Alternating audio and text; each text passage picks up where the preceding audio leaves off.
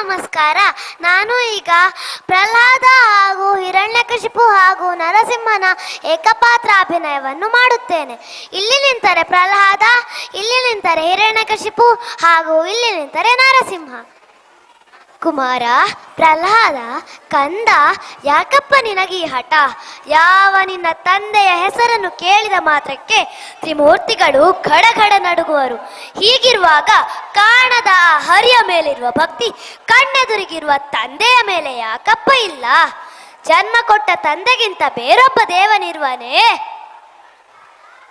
ಇಲ್ಲವೇ? ಇಲ್ಲ ಇಲ್ಲ ಇಲ್ಲ, ನಾನಲ್ಲದೆ ಬೇರೊಬ್ಬ ದೇವನಿರಲು ಸಾಧ್ಯವಿಲ್ಲ. ಜಗತ್ತಿಗೆಲ್ಲ ನಾನೇ ಸರ್ವೇಶ್ವರ. ತಂದೆ, ನೀನೇ ನನಗೆ ಜನ್ಮ ಕೊಟ್ಟವರು ನಿಜ, ಆದರೆ ನಿನಗೆ ಜನ್ಮ ಕೊಟ್ಟವರು ಯಾರು? ನನ್ನ ತಂದೆ ಕಶ್ಯಪ ಬ್ರಹ್ಮ, ಅವರ ತಂದೆ ಚತುರ್ಮುಖ ಬ್ರಹ್ಮ. ಅವರ ತಂದೆ ಯಾರು? ಏಕೆ ತಂದೆ ಸುಮ್ಮನಾದೆ? ಆ ಬ್ರಹ್ಮನ ತಂದೆ ಯಾರು? ಯಾರಾದರೂ ಇರಲೇಬೇಕಲ್ಲವೇ? ಯಾರವನು? ಅವನೇ ಶ್ರೀಮನ್ನಾರಾಯಣ.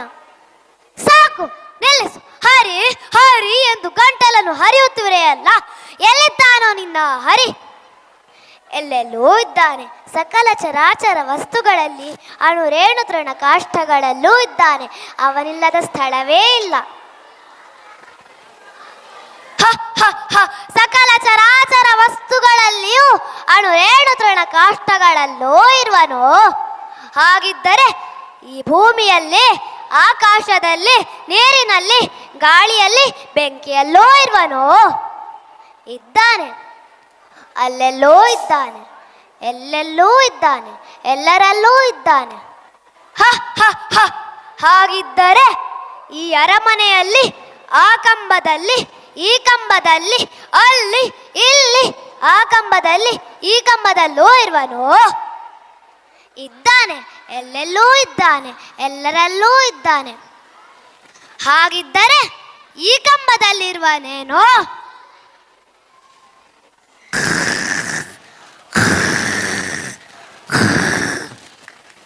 ಫಲೆ ಫಲೆ ಪ್ರಹ್ಲಾದ, ಛಲಗಾರನೆಂದರೆ ನೀನೇ ಸರಿ.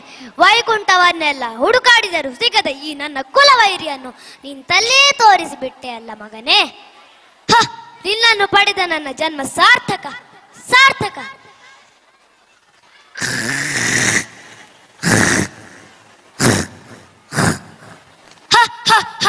ಎಲೆ ಮೋಸಗಾರ, ಹಂದಿಯಾಗಿ ಬಂದು ನನ್ನ ತಮ್ಮನನ್ನು ಕೊಂದೆ.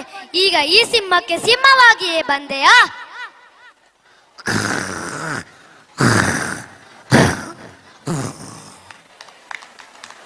ಧನ್ಯವಾದ.